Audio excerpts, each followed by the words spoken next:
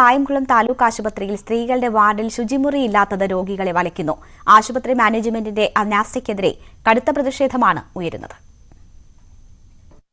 കായംകുളം താലൂക്ക് ആശുപത്രിയിലെ സ്ത്രീകളുടെ വാർഡിലെ ശുചിമുറി അടഞ്ഞിട്ട് മാസങ്ങളായി. പുരുഷന്മാരുടെ വാർഡിലെ ശുചിമുറികളെ ആശ്രയിക്കേണ്ട ഗതികേടിലാണ് സ്ത്രീകളും കൂട്ടിരിപ്പുകാരും. രാത്രികാലങ്ങളിൽ ശുചിമുറിയിൽ പോകാൻ കിടപ്പ് രോഗികൾ കടുത്ത പ്രതിസന്ധിയാണ് നേരിടുന്നത്.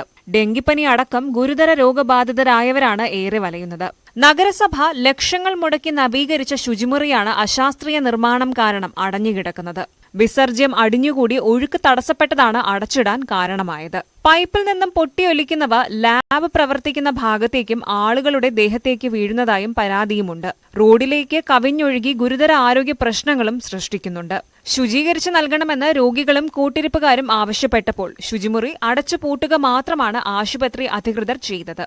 കൊച്ചു പെൺകുട്ടികൾ മുതൽ പ്രായം ചെന്ന അമ്മമാര് വരെ സർജറി അടക്കം പനി അടക്കം പിടിച്ചിട്ട് ഈ ആശുപത്രിയിലേക്ക് അഡ്മിറ്റ് ചെയ്യപ്പെടുന്ന ഒരു കാഴ്ചയുണ്ട്. പക്ഷേ കഴിഞ്ഞ 4 മാസക്കാലമായി ഈ വനിതാ വാർഡിലേക്ക് കടന്നു ചെല്ലുമ്പോൾ അവർക്ക് അവരുടെ ദൈനംദിന ആവശ്യങ്ങൾ ഒന്ന് ബാത്റൂമിൽ പോകാൻ പോലും കഴിയാത്ത തരത്തിലാണ് ഈ ആശുപത്രിയിലെ ബാത്റൂമുകളുടെ അവസ്ഥയെന്ന് പറയുന്നത്. അത് നേരിൽ ബോധ്യപ്പെട്ട ഒരാളെന്ന നിലയിൽ തന്നെ പറയുകയാണ്.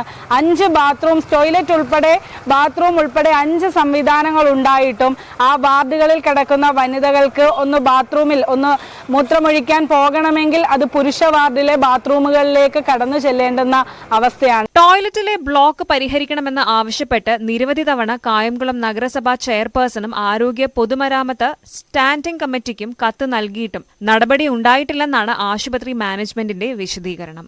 ടോയ്ലറ്റ് സംവിധാനം മാത്രമല്ല, ശുദ്ധമായ കുടിവെള്ളവും വാർഡുകളിൽ ലഭ്യമല്ല. പലയിടങ്ങളിലായി വാട്ടർ കിയോസ്കുകൾ സ്ഥാപിച്ചിട്ടുണ്ടെങ്കിലും ഇവയൊന്നും പ്രവർത്തിക്കുന്നില്ല.